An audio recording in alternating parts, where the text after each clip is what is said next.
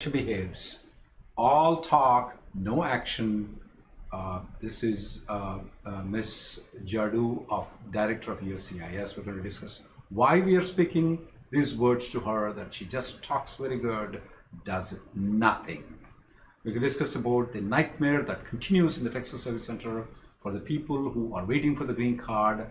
We're going to discuss about the Relief Act that was recently being presented, which was being introduced. We'll discuss about that. We're going to also introduce about the notice of intent to revoke, whether it's a non-immigrant visas, whether it's immigrant visas, how that is going to interact, how you have to respond to it, what are the implications, what are the pluses and minuses, how you have to deal with the notice of intent to revoke. And the first thing, what do you feel about when USCIS director came and the new administration came in? She made all that she's going to reduce the timings. What do you see? Yeah, unfortunately, it's not actually happening. We got the data coming out of the first quarter of the fiscal year so far, and the 485 processing is just horrible. I mean, we knew that. We've been talking about it for a long time, but now to see the numbers, I mean, in an entire quarter, one service center only does 3,000 applications? What are they doing with all their time? And they've known about this problem. This problem has been going on since October 2020. I think it's time we move forward. We try to make things more efficient. We eliminated many of the Trump policies. Whoa. Didn't she say that she's going to eliminate the backlog? Did you see any of that thing happening? Not at all. What about the statements that they've issued that we're going to focus more on employment immigration? No, not at all. I mean, even they're saying, oh, we're going to hurry up and process employment authorization. No, we're still seeing those are taking 6 to 8, 10 months. Spouses are still getting stuck waiting 10, 12, 18 months for a simple and the EADs that were been filed in October of 2020 are still pending. And what about the statement they have issued boldly saying that, wow, there are too many available in EB2. There are no applications available. Why don't you guys do the interfiling and file a 485J supplement in January last week? What happened with that, Emily? Nothing. We've received three. All right. We move up to 3 485J receipt notices after all these applications. And zero approvals yet on the interfilings of that. Guys, this USCIS director has been very good in talks, very good in putting her resume that she has worked with Joe Lofgren, which is very good congressman. She lists herself to be born to immigrant parents, but I see that she does only injustice to immigrants. She's very inefficient, she's very good in talking, but no action, none whatsoever at all. We need to present this to our congressmen. Emily, have you done any efforts to present yourself to highlight this to the other congressmen, to the senators, other administrative officials? Yes, when this data came out, I mean, I was just flabbergasted at how have we not learned our lesson from October 2020? We're not going to wait until August to start pushing for proper processing. That's what we did in June or July of 2021, right. And they did very good, and they did adjudicated 86,704 applications were approved in the last quarter of the 2021, but when it comes to the first quarter, which ends on December 31st of 2021, we had only 33,000 getting adjudicated. So Emily, you were telling about your efforts that you're trying. Yes, so on immigrationgirl.com is the very first post there. I have sample letters and emails for you. I want you to reach out to the Office of Public Engagement at USCIS. This is a stakeholder email address. You guys are stakeholders. You're the ones dealing with this system. You absolutely can reach out to them and let them know there is a problem with how the Texas Service Center, Nebraska Service Center, and USCIS in general is processing these. There's a template there for you. You need to put in your personal details so they can see that this is how it's impacting you and your family. Another example is there for you to use to send a note to your representative also your senator, and then to Zoe Lofgren's office. That one, if you're not in her district, you have to send it by mail, snail mail, because the online contact system only works if your address is in her district. So please follow all of those steps. The more people we're acting on this now, we can bring this to their attention earlier and try to get it fixed faster. Otherwise, we're going to end up wasting another who knows how many thousands of green cards this time around, which is exactly what happened last year. The link is provided at the bottom. Next week, though, we're going to put that if you would write letters, the fresh letters to all the people, and if you would say that you have written those letters, we are going to try to respond to those people who write the letters. Because if you don't take the action in your hand, don't assume that we are going to be responsible for it and somebody else is going to be responsible. This is your application. You don't write it, you're not responsible for it, nobody else can be responsible for it. I mean, this is really saddening to have only 33,000. If they go at this pace, remember that last year, the number of green cards were not as much of this year. So if Indian guys are not going to act in it, you may have to wait for decades, if not generations, before you get the green card approved though. So the amount of green cards that will be wasted, all of them should be given to the backlog countries, which is mostly India and China. So if you don't act on it, it's going to, believe me, in 2012, the priority date was in April of 2010. And the same thing to come to final action date to be current. Again, it took 9 years for it. The reason is that there is a 7% limit. So Indians will only get approximately around less than 10,000 out of the 140,000. That includes the EB1. So EB2 and EB3s are much less though. So you may have to wait for decades if you don't get your priority date, you don't get your green card approved.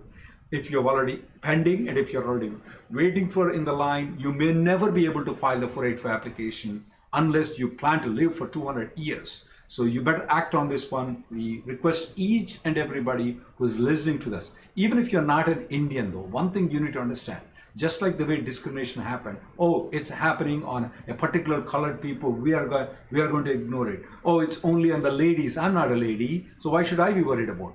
Anything that is getting discriminated based on their birth though, it is your right, it is your duty to protest it and to fight for it. So please write letters. The draft is provided by you at the bottom, and please, we expect that everybody will write. Next week, these are fresh set of letters. We expect that next week that you're going to be coming saying that you wrote a letter. We'll try to only respond to those people who write letters. And same thing will be on the Sunday TV show. If you write letters by that time, we will respond to that. Emily, let's discuss about the nightmares in Texas Service Center though. There are 97,000 green card applications pending according to the stats that they have provided. They have approved 3,200 applications. Based on this, by each quarter though, it may take approximately around 3 multiplied, almost like 10 years for them to approve the existing applications. While the National Benefit Center had pending only 62,000 applications. In the last quarter, they approved 33. In other words, they are going to meet the requirement in the next 2 quarters, while the Texas Service Center is a nightmare though. Now I have one of the guy here, his name is Satya Srinivas. He's talking about, let's talk about refiling. My beard is growing longer and gray. And he was there in the conference call actually today, and he showed me his beard was very long. He looks like it's been growing from the time he filed the 485 application. He's not looking very good with that beard. I don't like that. But anyway, let's discuss. He is asking that his priority date is current in EB3. He filed 485 in EB3. He ended up in Texas Service Center. Should he refile the entire application? I told him I would not file it, but what do you think? Yeah, that's a little different. You know, we've been talking about refiling, particularly the situation where you downgraded and now you have the EB2 I-140 priority date become current, or you later got an EB2 approval with a different company maybe after the fact. Those are situations where refiling makes sense. In the case where you've already filed and you're literally wanting to refile the exact same application based on the same I-140, I'm not sure. I mean, is it illegal? It's not illegal. Oh, if it's not illegal, let's speak about it. Now, here is the data that the USCIS has released. All of the people are aware of it. 3,000 applications are adjudicated in 1 quarter by Texas Service Center. 33,000. Last quarter though, the amount of cases pending in both in the National Benefit Center and Texas Service Center have been the same. 33,000 gets adjudicated in National Benefit Center. Only 3,000 gets adjudicated in Texas Service Center. What's your story now on that? Would you tell him no, or would you just say, I would not file? Yeah, I don't think I would file, but I don't think there's anything prohibiting you from doing that. Yeah, this I've seen his beard. I didn't like his beard that much though. Well, it's been gray. it's been long. I've seen him. He came to the conference. Just in case if you guys don't know that, Reddy Neumann PC does conduct conference calls every single day. So if you want to attend and ask the questions, it's there.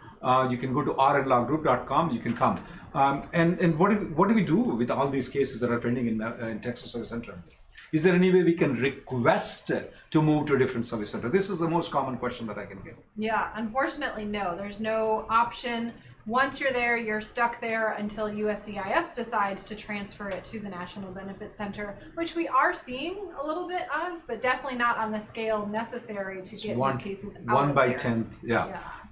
For those people who are filing the I-140 application, though, I mean, if the priority date is current, either you don't belong to India, rest of the world you belong to, or you probably have a previous I-140 approval, you're putting the date though. We are advising people, if the priority date becomes, if will continue to become current in the next month though, file the I-140, get the I-140 approval, and then file the 485. Even when the I-140 is pending, you can still file the 485 application if the dates move. So as long as the dates are current for that, even if the I-140 is not approved, you can. So you have a strategical advantage. If you file an I-140 plus 485, you may end up in the black hole called Texas. Or maybe a little bit better, which is Nebraska Service Center. Instead of 3,232 approvals in 1 quarter, Nebraska Service Center is a little bit better, I believe. It's 3,296. That's almost 64 applications more.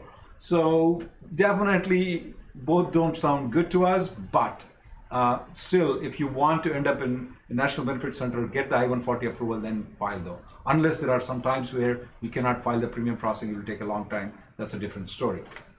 Anything else, Emily, before we go to the next topic? Nope, I think we can move on. The Relief Act. This is the one where they want to use the unused immigrants and probably not count the family members and so on and so forth, which was supposed to be going with the bill which extended the financial limit, which allows the government to work, though. That has been taken off from there. I haven't even read it, but I can tell you one thing, guys. I have no hope that this is going to be passed. You No, so? none at all. I mean, it's all Democrats, nothing bipartisan. In the Senate, they need the 60 votes to get past the filibuster. It's not like the reconciliation where they only need the majority. If they know it's not going to be passed, why would they put it there, Emily?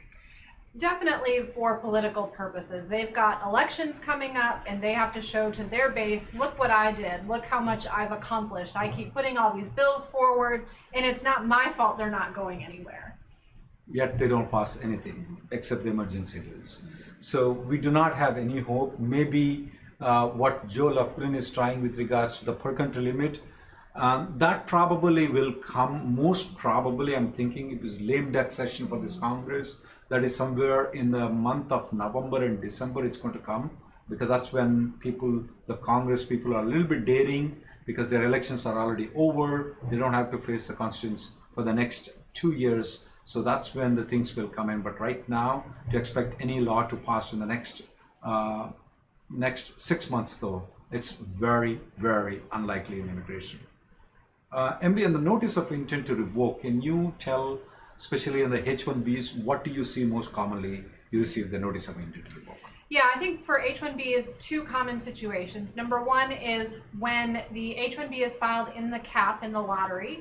These are from maybe 3 or 4 years ago. And at that time, companies that were maybe not so good companies were agreeing to file petitions when they didn't have an actual job offer for someone. So they were claiming they would work on this in-house project.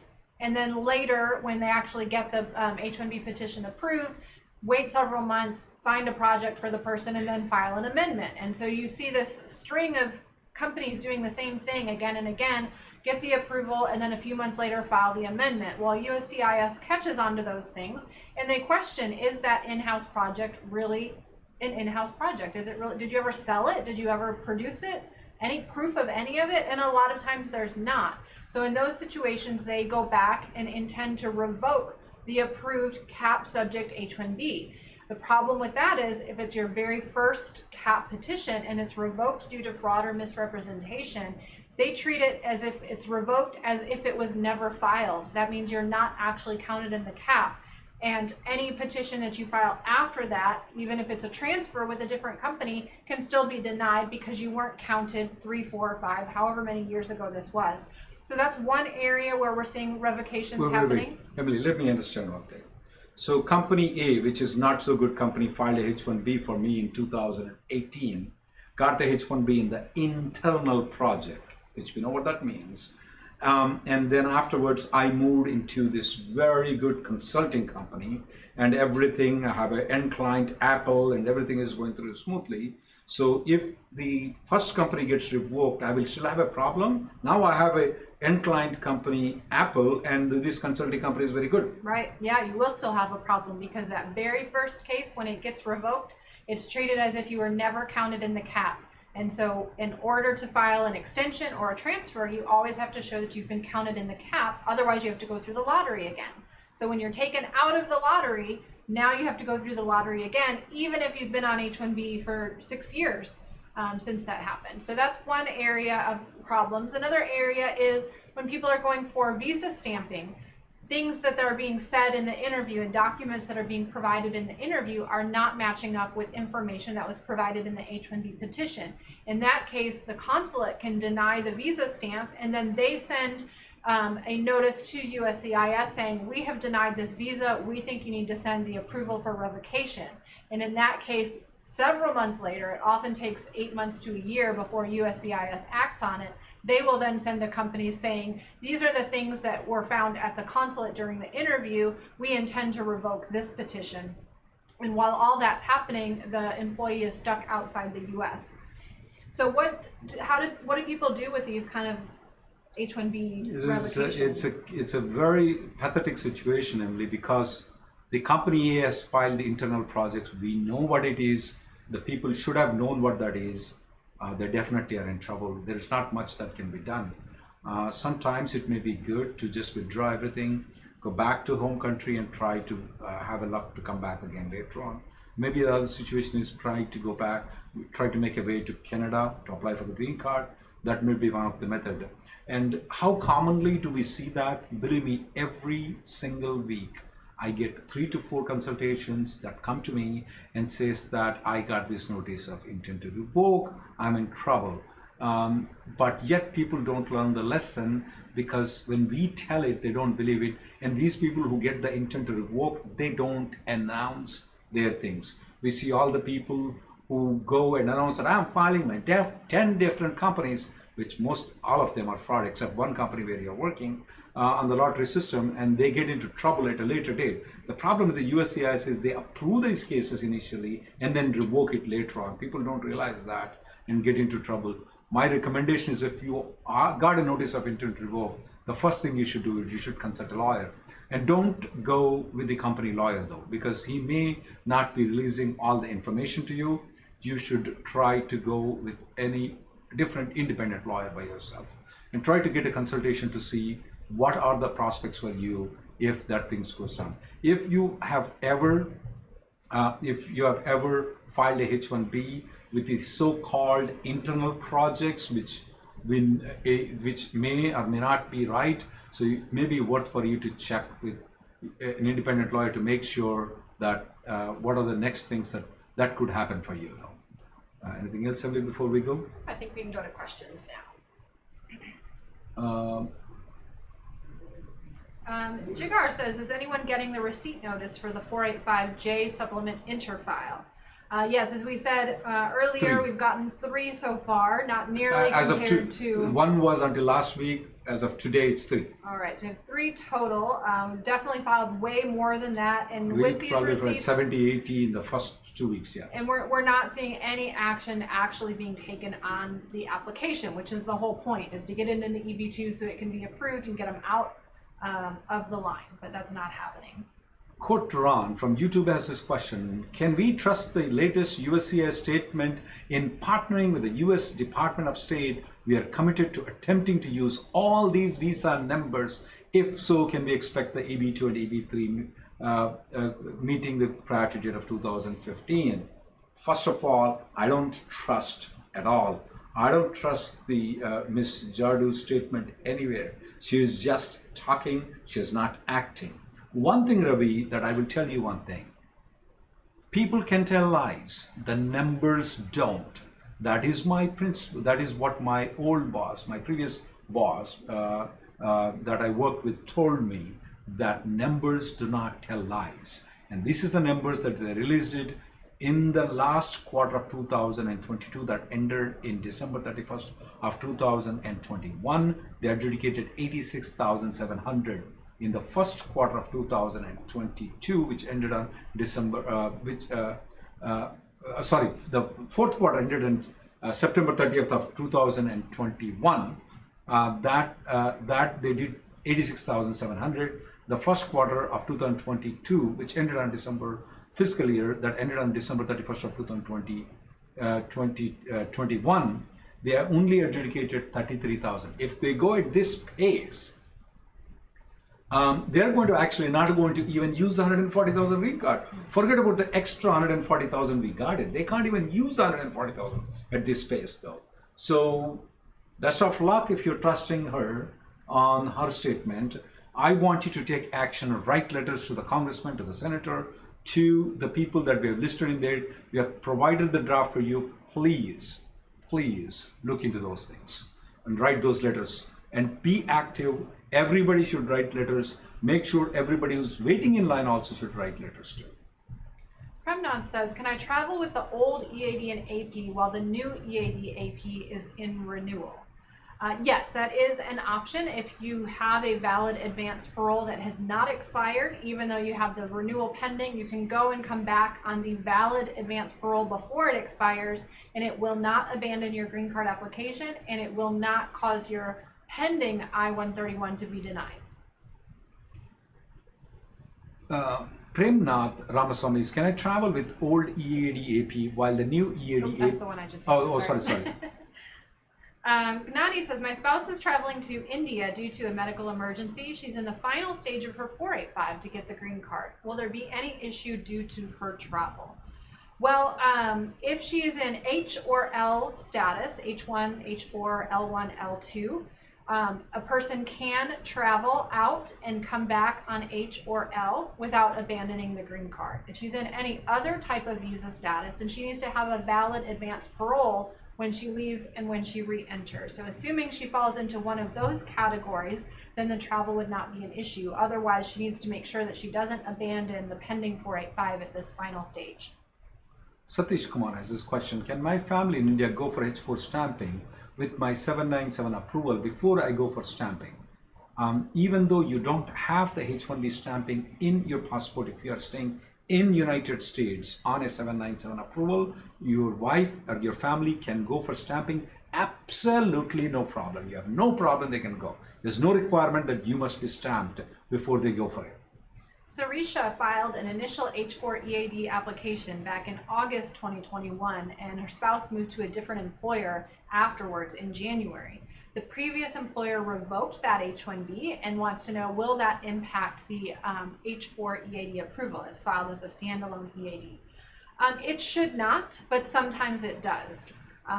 When USCIS gets that notice of withdrawal of the H1B, instead of assuming that your spouse has transferred to another employer and has a new H1B approval, sometimes they just automatically deny the EAD, saying you're no longer in H4 because your spouse is no longer in H1. I do see that from time to time. It's not across the board 100%, but I would recommend, if your spouse has gotten the H1B approval or at least the H-1B receipt for the transfer, have that sent in to the service center where your EAD is pending, and make sure that they update that in the file. It's called an interfile, the same kind of interfile we talk about. You use it for multiple different things. You can do it in this situation to interfile the H-1B transfer receipt notice or approval notice so that USCIS hopefully doesn't deny your H-4 EAD.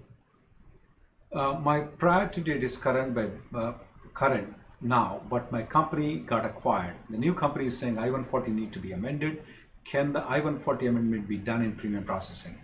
No. We strongly recommend that if it's been more than 6 months that your labor certification has been approved, in which case most probably that is true, you file an I-140 in regular processing and then convert into premium processing though. Since your priority date is current right now, I'm going to file an I-140 amendment and 485 application. The reason I'm telling I-140 amendment is the company has been acquired, so that's the reason they have to file an amendment. I'll file an I-140 amendment plus the 485, and once I get the receipt notice, I file the premium processing. If you file the premium processing of I-140 and 485 together, there is a good chance they will reject both the things, and sometimes these buggers, they reject only the I-140, take the money of I-485, and then deny the 485. So definitely not a good thing to do. File in premium processing, file in normal, convert into premium processing. Maverick has this question: does ELA do anything about backlog? Well, they'll keep on writing letters. They will also do their efforts though. But you need to understand that ELA, which what he's speaking about is American Immigration Lawyers Association, with me, Emily, and a lot of almost all immigration lawyers, 10,000 plus immigration lawyers are members in it. They do have a lot of priorities. They have priorities like Ukrainian refugees, Syrian refugees, temporary protected status for the people, the DACA EAD delays. They have a lot of things on their table. Yes, on that, one of the list is the employment-based immigration process. It is not their top priority though. You need to understand, out of the total 1 million green cards given every year, only 140,000 green cards are allocated to the employment base. That's only 15% of the entire immigration. So their priority is not, and for them, there are a lot more dying situations though. I mean, they're like, for them, like for example, Ukraine, that for them, I'm not telling that it's correct or wrong, that's not me to judge, but I want you, Mr. Maverick, to take the things in your hand and write the letters which we have provided there. That's the only thing. You remember last time what happened? When we started this effort in June, they started acting on it. And in fact, the Department of State put a letter, don't keep sending the emails to us. So they did those kind of things, and they did act on it. If you recall that the first 3 quarters, the amount of green cards that they approved, in the last quarter, they approved more than that. Still, that was not enough. We still wasted more than 60,000 green cards last year. We don't want that to happen. You need to act, Maverick. Don't pass your thing to somebody else. Don't pass your responsibility to somebody else. Take action. Make sure you write the letter. Volodymyr says, is there any change in the AOS, EAD, or AP processing and immigration status for Ukrainian nationals in regards to the current war in Ukraine? Unfortunately, no. As of this moment, the only thing the U.S. government has done is allow temporary protected status for Ukrainian nationals that are in the U.S. But as far as processing times for other types of applications that may be pending, your only option is through the regular expedite processing and those channels through the humanitarian basis, but I would not expect to see much change, unfortunately, for the regular processing type of cases. Arti Dua has priority date of EB3 2016. When it will be current, should she try to do an upgrade to EB2? Arti, you should definitely try to do upgrade to EB2. So in that way, you have both options, EB2 and EB3. Whichever comes first, you can dive into that one. With regards to when the priority date will move, I have a lot of questions, people asking about what will be the prediction for April and all those things. I've gone wrong so many times, guys. I do expect people to do their duties, work, or if they can't, they shouldn't take the responsibility. They should resign and do something else. Maybe they can sell ice cream somewhere. Maybe they can be a buffoon in a birthday party. I mean, not take the responsibility and not do the action. That's what I expect. but that's not what they did. The USCIS did last year, and that's what they're doing this year too. So unless you take the responsibility and write the letters, though, to become that date to become current, if I have to go between 2012 and 2021, which took 9 years, I think so it may take a lifetime for you to get your priority date current, unless the USCIS director performs it. And maybe they should fire the Texas Service Center director. Hey, you did not perform, you're fired. That's the best way to act. Or they can do it even much better. What Bush administration did is that when they didn't perform, this is what the Bush administration did. He didn't fire them. He said, he first gave them, hey, try to expedite the things. I said, yes, we're going to expedite the things. They didn't expedite. What Bush administration did is that all district directors, that means that Houston, all the local offices, everybody is fired in the next, and he didn't fire them immediately. He said, you are fired 6 months from now. Guess what they did in the next 6 months, Emily? Man, there was interviews on Saturday, Sunday, early morning, 6 o'clock, 5 o'clock in the evening. They adjudicated the application, especially in Houston district office. The 485 waiting period came from 4.5 years to 3 months in 6 months. So if we see the performance not getting done, the administration should fire these people and let the new people, and fire them with a 6 months warning. You're fired for 6 months from now. That's going to get them action faster. Trushit wants to know, can an H-4 visa holder who has an expired H-4 stamp use automatic revalidation to return to the U.S. from Canada using the H-1B spouse's approval notice, but the H-4 I-94 has expired and the extension is pending? Unfortunately, no. If you had asked that question before the H-4 I-94 expired, yes, we are seeing a lot of success using automatic revalidation to come back in, not just to get the H-4 to the current expiration date, but based on the spouse's H-1B approval extended further to the date that the H-1B expires. But that only works if your current H-4 I-94 has not yet expired. In this case, because it's already expired, if you're going to travel, you're going to have to get the visa stamp in order to get the full period of the extended H-1B. Survey Singh has this question: does H-4 use Ead and AP to travel? Impacts the H-4 primary, impacts H-1B's primary H-1 status? No, it does not. And also, we have learned some new technique, guys. If you have the H-1B approval and if you have the H-4 approval, and you have an EAD and advance parole approval, you travel to India and come back, you can switch back to the non-immigrant visa of H4, H1, L1, or L2 by doing one thing. Go to Mexico, have a margarita, and come back on the non-immigrant visa status. We have done that several times, absolutely no problem. So these are the ways where, especially when you can't get an appointment there in the US Consulate in India, you can travel on H4, come back on advance parole, and if you have the valid I-94 still of the H-4 797, that approval that you have in your hand, you can just travel to Mexico, stay there, have a margarita, come back in H-4. Your I-94 will be then you're back on called H-4. This, we call it as margarita magic. Muli wants to know, for obtaining the affidavits, like for affidavit of birth, what is the best way to accomplish it? Do we reach out to a notary, or there are specialized attorneys?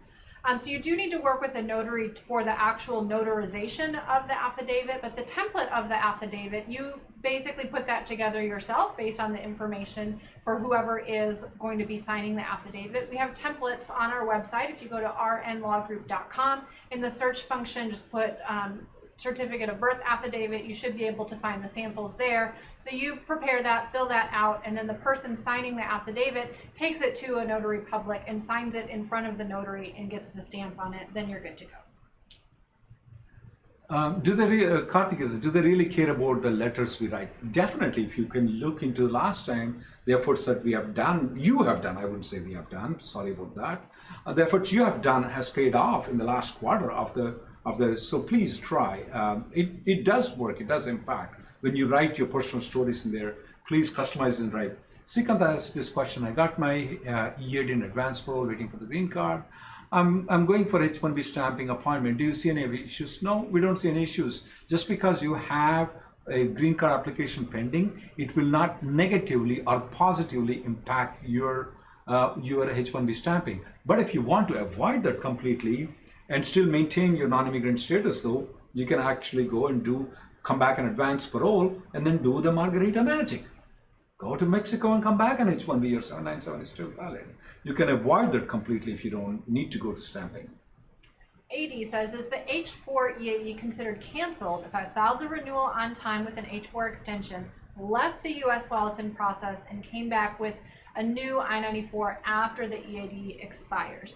No, it's not automatically canceled. I've seen 2 cases where they closed the I-539 application for the extension, saying that we see that you got the visa and returned, therefore you don't need this extension, and that triggered the EAD denial because the H-4 was closed. But I've only seen that twice, and it doesn't seem to be how they're doing that anymore. So by doing that, though, that does give you the 180-day auto extension, assuming this is an H-4 EAD renewal. Because when you come back, you get the new I-94 that's extended beyond the validity of your current EAD. You have the receipt notice for your EAD renewal that was filed before your current EAD expires. Those 2 things combined authorize you for the 180-day auto extension to hopefully buy you enough time to get that EAD approved. Daily from Facebook has this question. Overstay of 90 days on the F1 student visa, does it affect getting future student visa through the consulate? You are still eligible for applying for the student visa. Definitely you're not barred. Only if you stay unlawfully for more than 180 days, you have a 3-year bar and then so on and so forth after the 180 days. But if it's a 90-day overstay, you're still eligible. Eligible doesn't mean that you will get it, but you are eligible to get it. They will look into the violation though, because in the DS-160 form, they'll ask, have you ever overstayed? Have you ever overstayed? Have you ever violated the status? In your case, it's not considered to be overstayed though, because in the student visa, it's always considered as a duration of status. There's never an end date. It's considered as violation of the status though. But you'll have to say that you violated the status by staying beyond the period of time that has been given to you. But you're still eligible. They will consider it as negatively. It will be, you'll have to see if they're going to give it or not. Anil says, if the initial downgrade petition is stuck in the Texas Service Center, can we send the interfiling to a different location other than Texas once the date is current on EB2? Well, for this interfiling procedure, they only give us one address, and that's in California, which doesn't even process employment-based 485s. So you have to file that in California, but then it gets routed to the service center wherever the application is pending. So it will remain in Texas based on what we've seen in our 3 receipts we've gotten so far. What we are seeing to get out of the Texas Service Center rather than interfile is to do a second 485 filing if you've maintained your non-immigrant status based on your EB2 I-140 approval, assuming that job offer is still available. Those are ending up at the National Benefits Center as long as the downgrade I-140 is already approved. Walid Shaikh has this question. Any updates on H4 kids age out? My daughter is 18 years and my priority date is May 2015. Do we have any chance? Depends on if the USCIS director, Ms. Jaddou, is going to do her duty, or she moves, resigns, and does something else, gets a better replacement though. Because if she keeps continuing doing what she's doing, your daughter is going to age out. I'll be very surprised if you will still be there on this earth to get the green card, because it may take years. For a 1-month movement, it took 9 years though. Remember that it was only in 2021, in 2020 October, the dates moved because of the unused green cards of the family immigration. So your daughter will be aged out, and I may not be surprised if you will be aged out. So it depends on how the USCIS director is going to act.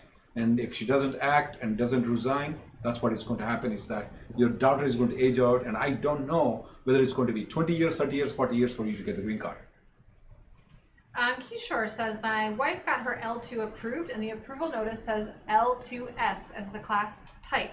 Can she start working without an EAD? Absolutely, she can. That's based on the settlement that our firm, Stephen Brown, was part of, bringing that lawsuit, and that does allow her to work without applying for an EAD anymore.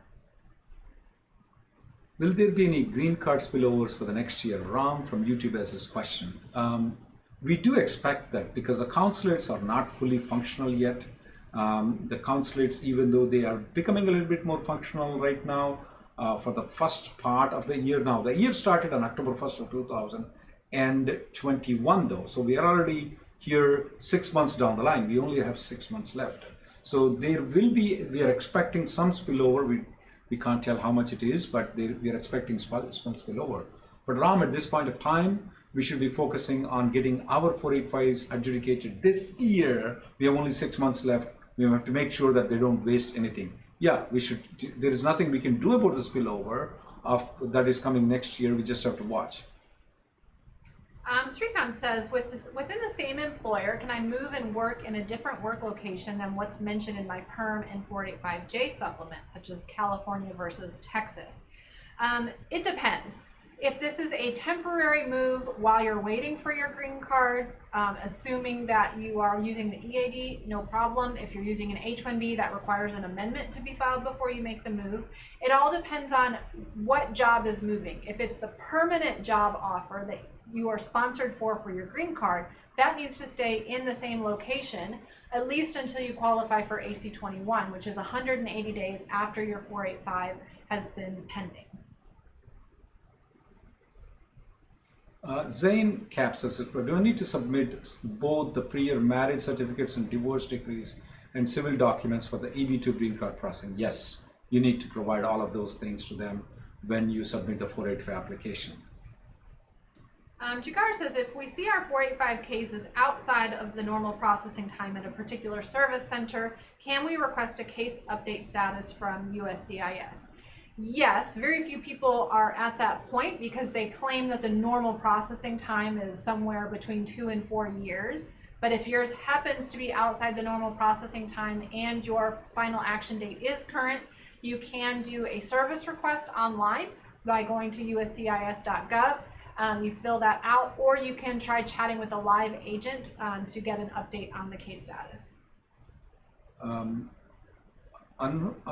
Akhtar has this question. Is it good to file 485 for the primary applicant first, then include the dependent once the case is submitted? No. I don't think so. It's a good advice at all. I would not do that. Absolutely not. It's only good advisable to have an I-140 first approved and then file the 485. There's no reason to separate the couple and file it 2 separate times though, because sometimes the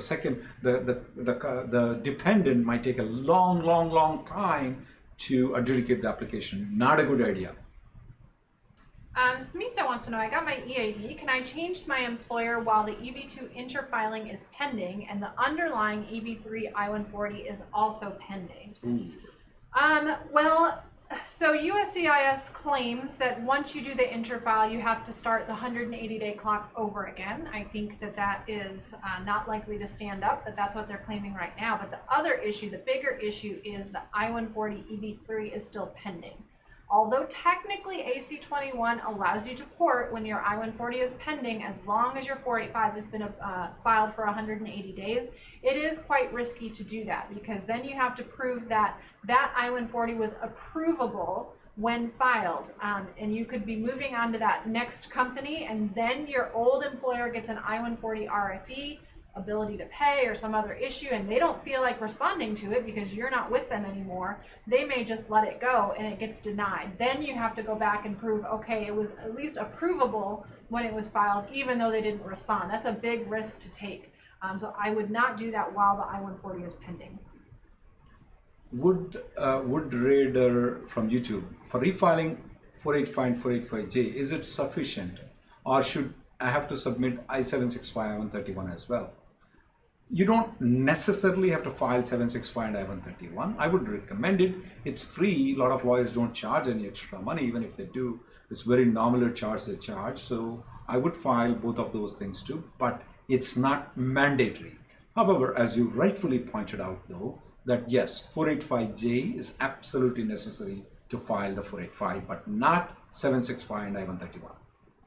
Punkage wants to know if there's any update on the AP renewal requests. He got his EAD renewal approved pretty quickly, but the AP is still pending. Yes, so that is their new tactic, and they're trying to speed up the EAD processing, and for some reason they think decoupling it from the AP makes it faster. How is that possible? I don't know, when it literally takes 5 minutes to approve both together and put the extra stamp for the AP on the card. You would think it would be faster to do that than to separate it, but that's what they're doing. We don't really have any updates on how much longer it will take to get the AP because it's very recent. I don't think we've gotten any APs for those that got the EAD by itself since it just started within the last month or so. V. Lakshmi has this question. My daughter is currently a medical student considered as an international student. Can we expedite the I-485 for her towards advantage of GC based on the scenario?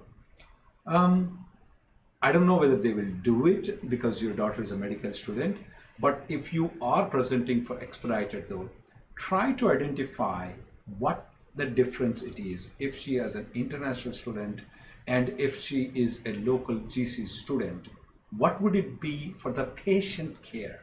That means when she is training with the patients, touching the patients, what it would make any difference? That would be the major thing. Since if she is especially dealing with the patients, touching with the patients, then definitely there may be some action though. If he's just going to the school though, I don't think so that USCIS is that much interested in expediting your case. I may be wrong, you can try, but if she's touching the patients, dealing with the patients, then it's quite different story. They act much faster.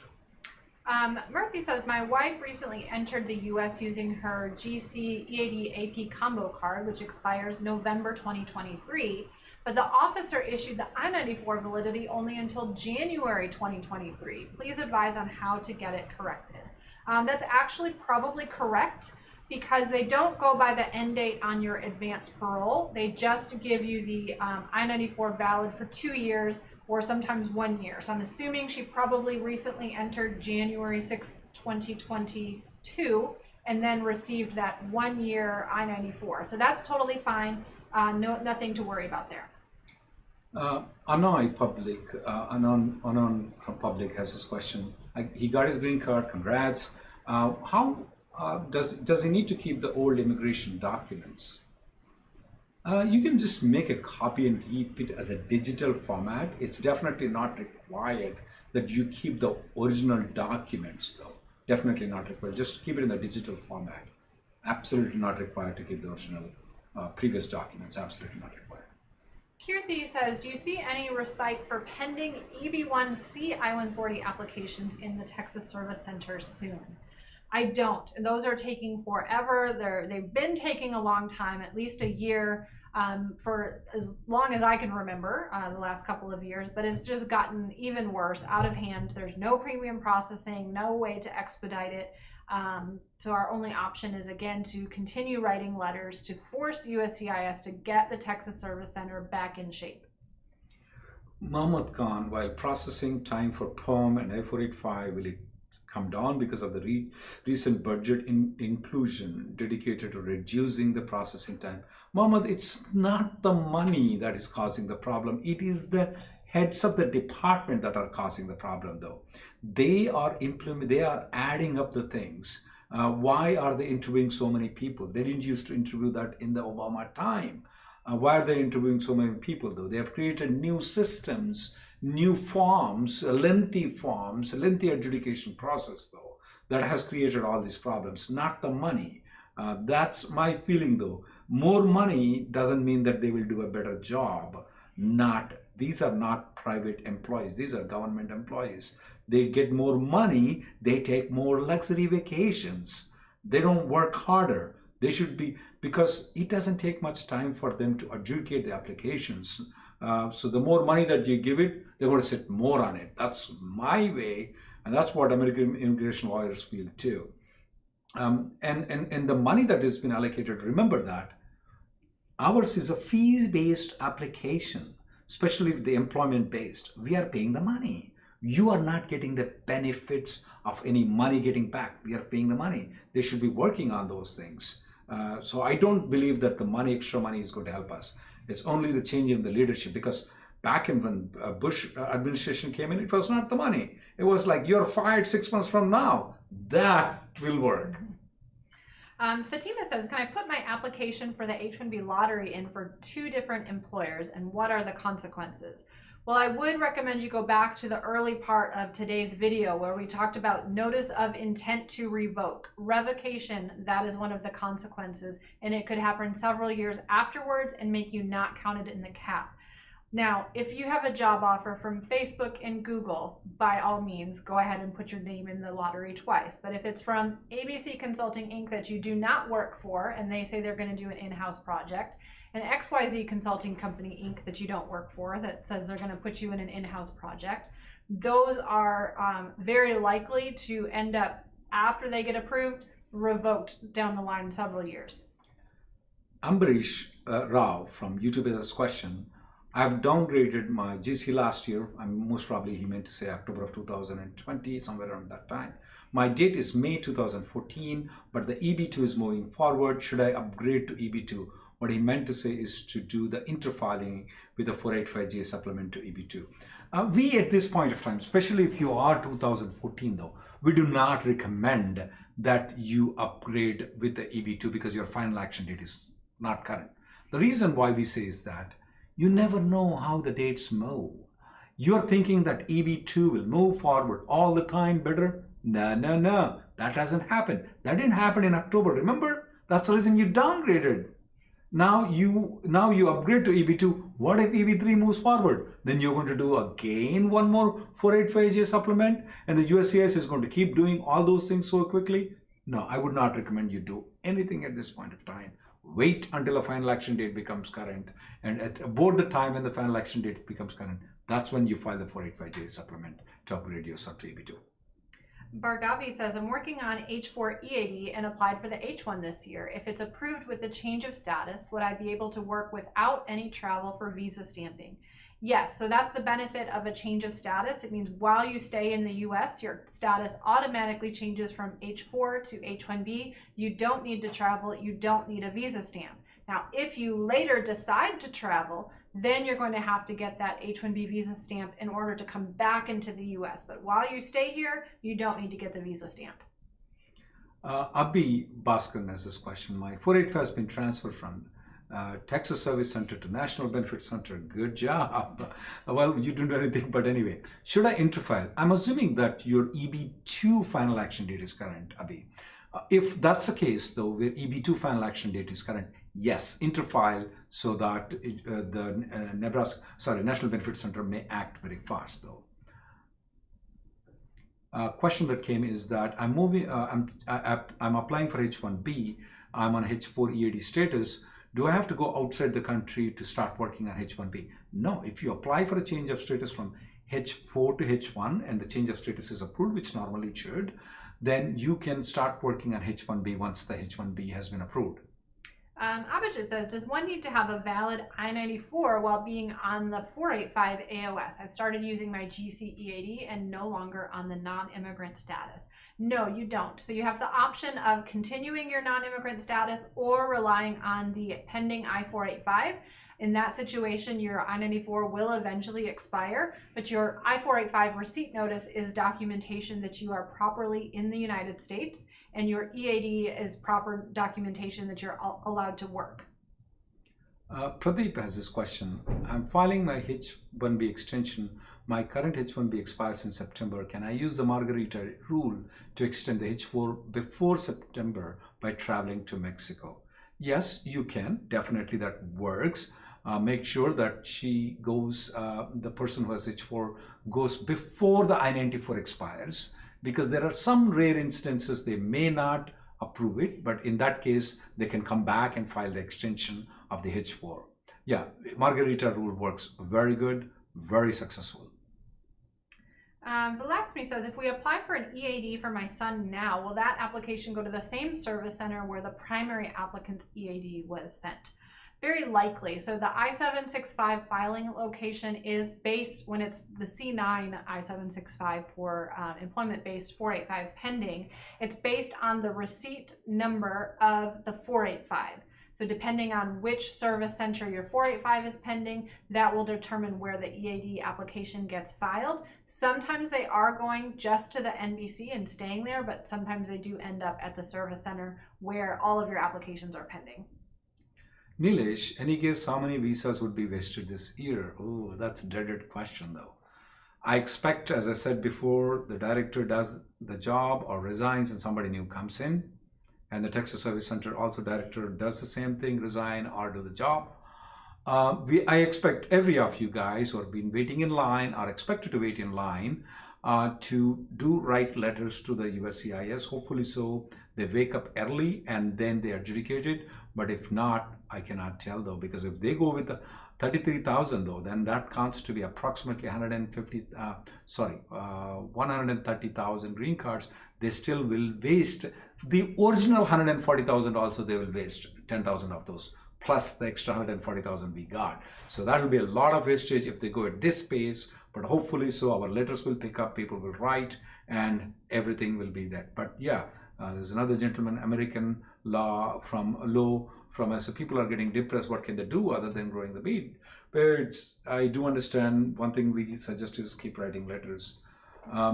Keep watching the immigrationgirl.com. There is an adjudication sector, 485 adjudication, where Emily keeps all the information. When we file this only comes from my desk, not everybody else in the office. We just taken one person example, that's me.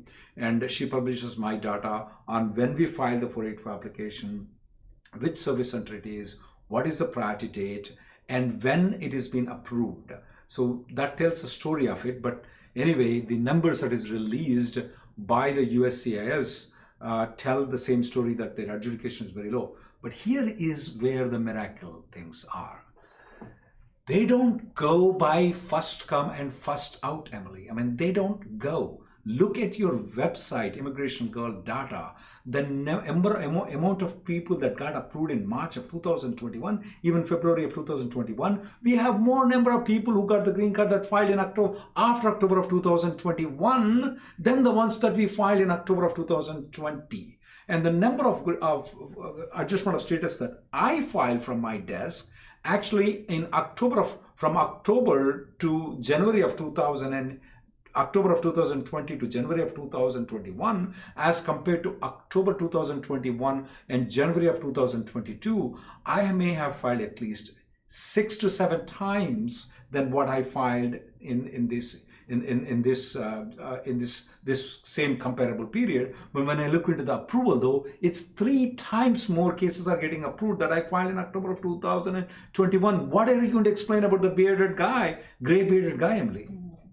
Yeah, unfortunately, there's just nothing to be done to get out of the Texas Service Center. So are we still on the principle not to refile the things? Oh gosh, yeah, that's a tough one. Yeah, it's not illegal, but we still are not recommending.